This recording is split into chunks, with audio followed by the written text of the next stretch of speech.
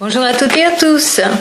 Nous avons vu il y a 2 vidéos très exactement, le vaccin anti-polio qui serait nocif par lui-même, mais qui en plus par contamination à cause des process de fabrication pourrait véhiculer des germes cancérogènes ou syphilogènes. Donc on s'interrogeait sur cette possibilité avec le vaccin antipoliomyélitique.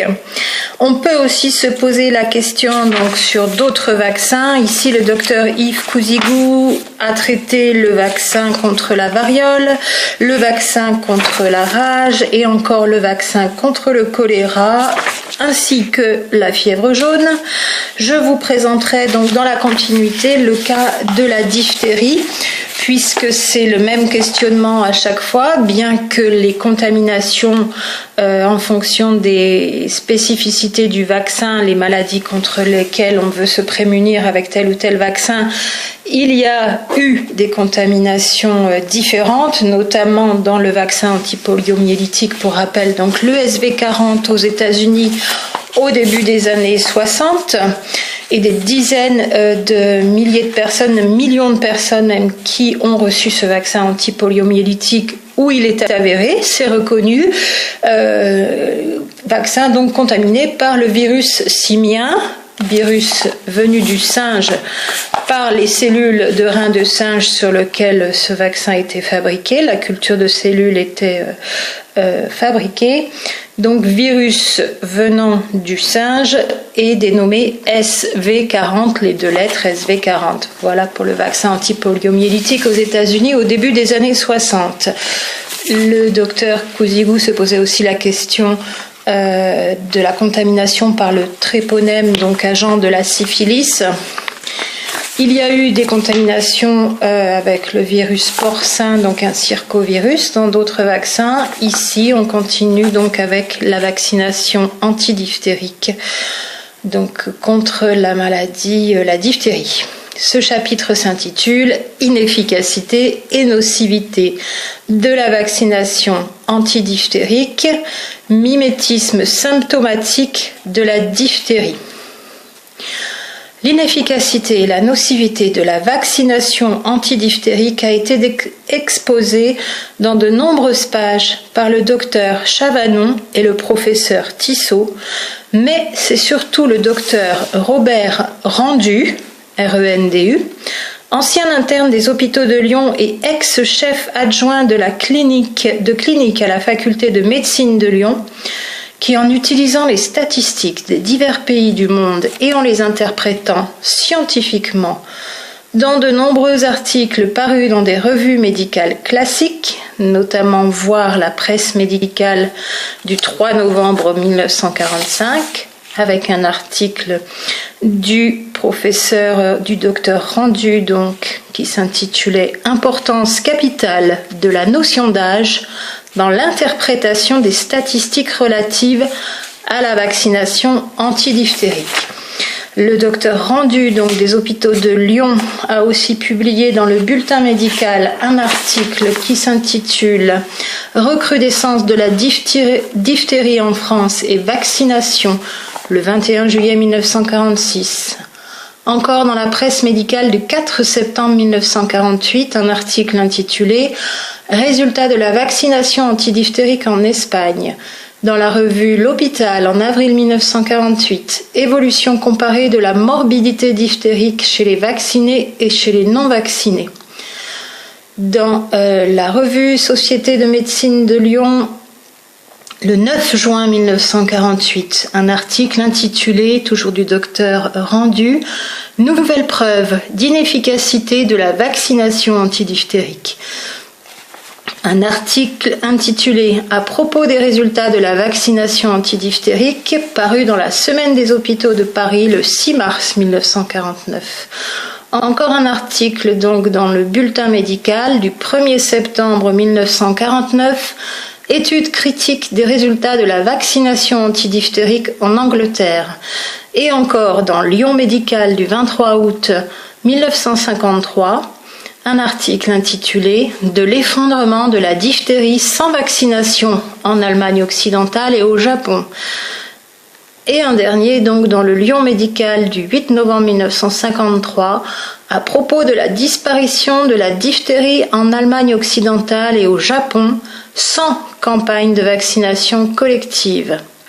C'était l'avant-dernier, le dernier paru dans la Gazette des Hôpitaux le 14 juin 1947, qui a démontré, donc là on n'a pas le titre, qui a démontré l'inefficacité et l'inutilité de la vaccination antidiphtérique. Donc cette longue liste d'articles cités, tous rédigés par le docteur Robert Rendu, qui, pour le rappeler, était à l'époque donc ancien interne des hôpitaux de Lyon et ex-chef adjoint de clinique à la faculté de médecine de Lyon. Donc pas un médecin tout seul dans son coin, chef de service dans les hôpitaux, bien qu'un médecin, même un médecin de campagne, quel qu'il soit, généraliste ou spécialiste ou sage-femme ou tout autre personnel médical, pouvait de la même façon collecter les informations issues des expériences et s'informer aussi auprès des hôpitaux après les différentes campagnes de vaccination du résultat et voir par lui-même l'efficacité d'un vaccin, ici le vaccin contre la diphtérie. Le docteur Robert Rendu a donc écrit ces nombreux articles qui témoignent tous par ses observations. Donc toutes ces observations permettent de conclure dans tout ce qu'il a pu lui écrire et collecter comme information que le vaccin antidiphtérique n'est pas efficace. Voilà ce que nous pouvons donc avoir comme synthèse dans ce livret du docteur Yves Cousigou, Phobie des microbes et manie vaccinale, pour rappeler son titre, et publié en 1992.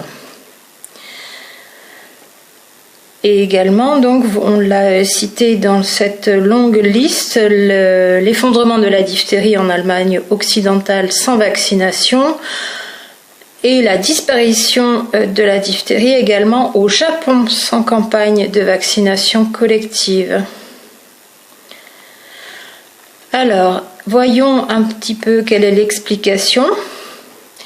La diphtérie a une évolution cyclique et le déclin de cette maladie est aussi sensationnel dans les pays non vaccinés, donc pour le rappeler Japon, Allemagne occidentale, que dans les pays vaccinés au cours de la même période.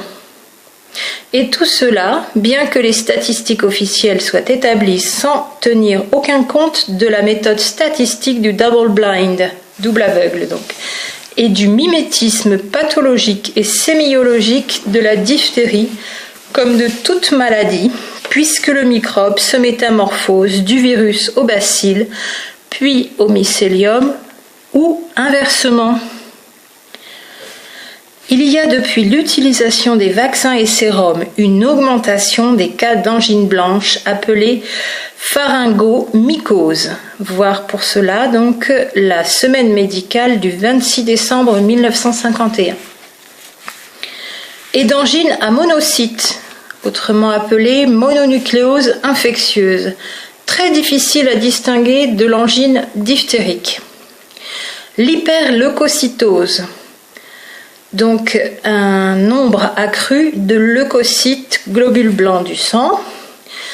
L'hyperleucocytose de cette mononucléose est peut-être due à la formation dans le sang de leucocytes diphtériques spécifiques, et la pharyngomycose est peut-être provoquée par des mycéliums de nature diphtérique, puisque lorsqu'elle se transforme en pharyngokératose, elle stimule la diphtérie.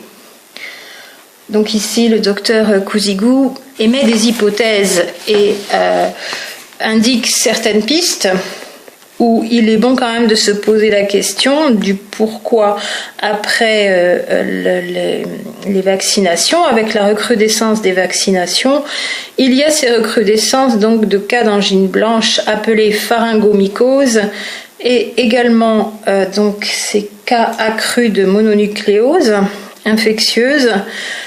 Quelle est la raison de ce nombre accru de cas après une vaccination contre la diphtérie?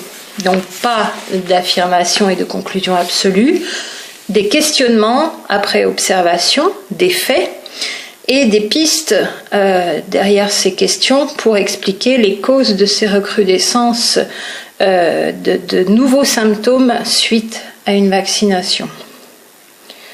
Déjà, donc, dans les années 50, 60, jusqu'aux années 90, toujours, il y a plus de 30 ans, et depuis toujours, de nombreux médecins, même s'ils sont minoritaires, ont fait ces observations, se sont posé des questions, et sur les comparaisons de chiffres de pays non vaccinés, par exemple, là aussi, ont bien pu tirer la conclusion que certaines maladies disparaissaient sans vaccination, qu'on ne pouvait pas attribuer la disparition de la maladie dans un pays vacciné à la vaccination, donc en conséquence, pour comparaison claire, à pays de niveau socio-économique assez comparables, et que donc les affirmations absolues, la vaccination a éradiqué les maladies, sont à revoir à la lumière de ces faits constatés qui sont inscrits dans l'histoire et qui sont inscrits ici dans le travail de synthèse qui a été fait dans ce livret. Les malades atteints d'angine à monocytes reçoivent souvent du sérum antidiphtérique lorsqu'ils sont hospitalisés. Et cela prouve que ces entités sémiologiques ont des définitions incertaines, voire pour cela le concours médical du 31 août 1957. Lorsque l'on sait que le virus diphtérique provient de la cellule végétale de l'orge ou d'une plante végétale voisine, on comprend facilement que les épidémies diphtériques se déclencheront plus fréquemment dans les pays où l'orge est cultivée ou utilisée sous forme alimentaire. Et avant d'interpréter les statistiques, il faudrait en tenir compte. La découverte de l'aleucie alimentaire, aleucie donc A-L-E-U-C-I-E, la découverte de l'aleucie alimentaire semble prouver que la source originelle du virus diphtérique déterminée par le professeur Tissot est exacte. Dans la presse médicale du 8 juin 1946, Louis-Claude Brumpt, B-R-U-M-P-T pour cet auteur, il nous parle de cette aleucie toxi-alimentaire, maladie nouvelle décrite en URSS. La cause déterminante de la maladie est l'ingestion de grains avariés. Par ordre de toxicité décroissante s'inscrivent le millet, le sarrasin, le blé, le seigle, l'orge et l'avoine. Les céréales ont passé l'hiver sur pied ou sur le sol dans les champs recouverts de neige et ont macéré au moment du dégel printanier. La présence de moisissures donne aux grains un aspect noirâtre et une saveur fade. Fin de citation donc de M. Brumpt pour ses observations en URSS. Alors évidemment, si la transmission de grains avariés et notamment à aspect noirâtre, la moisissure noire présente avec le dégel sur ces pieds de céréales étant extrêmement toxique, si vous voyez de la moisissure jaune ou moisissure noire sur des aliments, ce sont les plus toxiques. Après, moisissure verte et blanche, c'est un petit peu différent. Mais ici, donc, cette maladie est apparue avec l'ingestion de ces grains avariés et donc aleucie alimentaire, elle s'appelle. Et on va voir quel est l'intérêt de cette observation, encore de nouveau, et d'aller chercher un petit peu plus loin les explications pour l'intérêt aussi de ce travail de synthèse que je vous expose longuement pas à pas, faire des conclusions simplistes, a prioristes, à la va-vite, pour dire qu'une pratique est efficace, pour dire qu'elle est meilleure que toutes les autres, pour dire qu'il la faut absolument voir pour l'imposer dans des lois coercitives, comme la vaccination obligatoire, donc, est une chose très très grave et présente beaucoup de contradictions, de lacunes au regard de la biologie, bien sûr. D'où l'intérêt de reprendre tout le détail de toutes les informations, de toutes les observations après expérience et de se baser de nouveau sur les faits, quitte à reprendre décennie par décennie tout ce qui a été laissé de côté. jusqu'à temps que les vraies conclusions soient enfin admises. Nous continuons donc pour la fin de cet exposé. Tissot a démontré qu'il suffit de geler une pomme de terre pour que ses mycéliums anatomiques se segmentent et passent de l'état bactérien, et les grains de millet, de sarrasin, de blé, de seigle, d'orge et d'avoine, avariés à la suite de la gelure, se dédifférencient et leurs microbes anatomiques donnent naissance à des éléments, virus, bactéries, zymospores, de moisissure, pouvant être pathogènes pour ceux qui se nourrissent de ces aliments virus. Il serait intéressant de connaître les formes cliniques de l'alleucie alimentaire et de savoir, et pour cela se référer à l'article paru en avril 1946 donc dans les cahiers de PMC d'Avignon, c'est là qu'il y a écrit. Donc il serait intéressant de connaître les formes cliniques de l'alleucie alimentaire et de savoir si elles prennent soit le syndrome diphtérique dans le cas de l'orge avariée, soit l'allure d'une paratyphoïde A ou B, entre parenthèses, est-ce que c'est le blé, en correspondance, est-ce que c'est le seigle, point d'interrogation.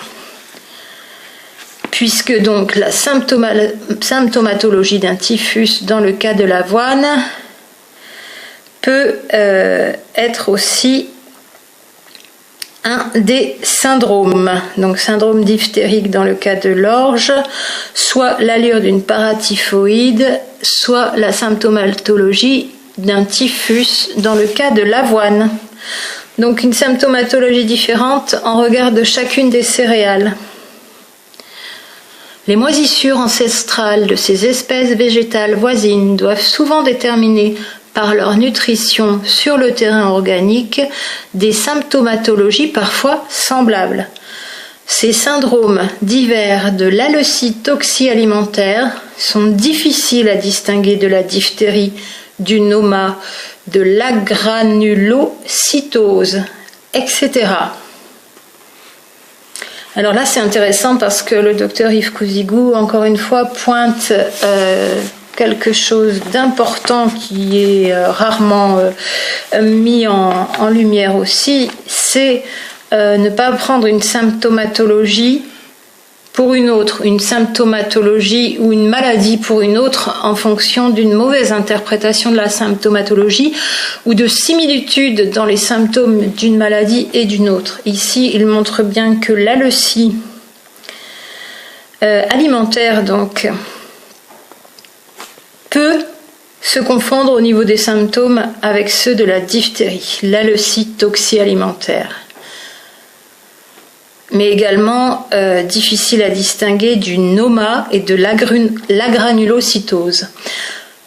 Comment faire le distinguo entre une maladie ou une autre quand les symptômes peuvent se ressembler, même si tous les symptômes ne sont pas les mêmes? La difficulté du diagnostic donc en médecine, à ne pas s'y tromper, ne pas s'y perdre. Attention au diagnostic un petit peu rapide, c'est vrai aussi pour aujourd'hui, et parfois même ça arrange de dire que le diagnostic est telle ou telle chose. On pourrait évoquer le cas du sida en Afrique, où dès qu'il y a un malade, il est malade du sida. Or, de nombreuses fois, ça n'est pas le sida, c'est d'autres maladies de déficience du système immunitaire. Les maladies sont nombreuses, et j'ajouterais même les maladies sont aussi nombreuses que les malades. On termine donc ici en conclusion. La possibilité d'une prophylaxie par les mesures d'hygiène appliquées aux cellules végétales source originelle existe, et dans notre article d'avril 1946, donc celui du docteur Yves Cousigou qui écrit ici, nous conseillions d'étudier expérimentalement une thérapeutique par les sèves saines et fraîches des céréales supposées source originelle pour apporter un potentiel différenciateur spécifique dans les divers cas. Alors dans cette conclusion, le docteur Cousigou a pensé donc à une piste thérapeutique en reprenant les sèves saines de ces mêmes céréales. Donc avec des céréales saines contre l'alleucie alimentaire que des céréales avariées qui avaient gelé et développé des moisissures avaient provoqué. Des pistes de médecins qui réfléchissent. On vous a cité ici tous les articles du docteur Robert Rendu, donc quelqu'un ayant un poste important donc aux hôpitaux de Lyon, qui a vraiment écrit sur le sujet de manière très détaillée. Alors si on peut retrouver ces articles, ce serait merveilleux d'avoir encore plus le détail et de voir ô combien des médecins, des professeurs, des biologistes, des physiologistes, des microbiologistes, depuis Béchamp, donc il y a 130 ans et jusqu'encore dans les années 90, avaient écrit encore pour noter beaucoup, pour pointer beaucoup de lacunes quant aux vaccinations.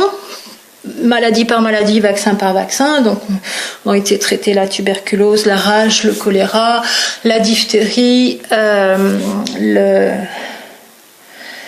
poliomyélite, voilà, et ô combien des voix se sont élevées pour dire mais non, tout n'est pas si simple que ça, les conclusions ne sont pas aussi claires que celles de Pasteur dans ses a priorismes, et vacciner en se croyant sûr de tout ce qui se passe dans le monde microbien en relation avec ce qui se passe dans le corps humain et à l'intérieur de ce corps humain, tous ces écosystèmes en interpénétration, c'est vraiment très très prétentieux et surtout très dangereux de conclure que le vaccin marche et pour tout le monde et qu'il n'y a aucun souci et que ça va sauver la Terre entière et que la seringue magique est la solution pour tous les êtres humains de cette Terre et pour chaque maladie on va faire un vaccin, peu importe qu'il soit contaminé par du SV40, du circovirus ou encore des agents de la syphilis, c'est pas grave, on y croit, on vaccine et c'est la catastrophe. Voilà ce qu'ont pointé tous ces médecins au long de ces années. Ils ont écrit,